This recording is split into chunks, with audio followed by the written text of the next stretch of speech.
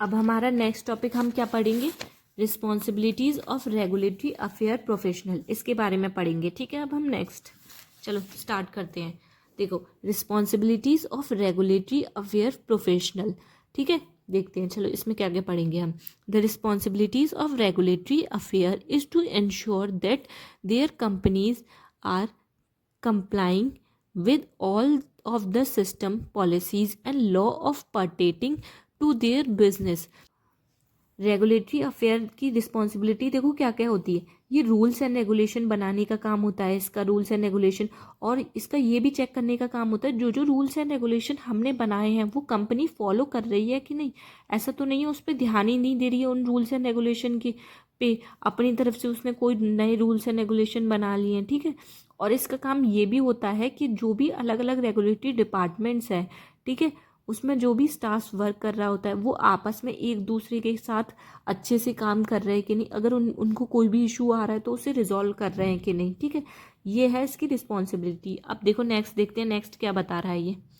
Working with federal, state, local regulatory agency and staff on specific issue distressing their commerce, that is working with government agencies. देखो ये वाला मैंने already बता दिया है।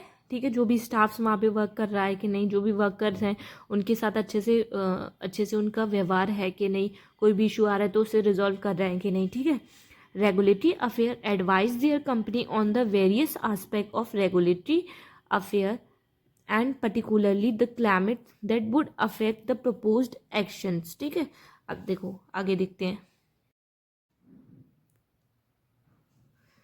देखो क्या है next point, the regulatory affair professional job is to keep an eyes on the ever changing legislation in all the countries, particularly where the company has have an interest to register their product. Regulatory affair का काम ये भी होता है, जैसे pharmaceutical industry पे नज़र रखने का काम रेगुलेटरी अफेयर का होता है। ठीक है, जैसे फार्मास्यूटिकल इंडस्ट्री के अंदर जो भी चेंजेस हो रहे हैं या इंटरनेशनली वो अपने प्रोडक्ट को बेचते हैं तो उस पर भी नज़र रखने का काम रेगुलेटरी अफेयर का होता है। ठीक है, अब हम नेक्स्ट देखते हैं। देखो नेक्स्ट क्या है, the regulatory affair professional advise legally and technical at all stages both and help company to save a lot of resources, time, money in drug product, drug development and its marketing. ठीक है, regulatory affair को क्या होती है, professionally company को legally और technical support provide कराती है, जिससे हमारा क्या होता है, कंपनी का बहुत सारा रिसोर्स,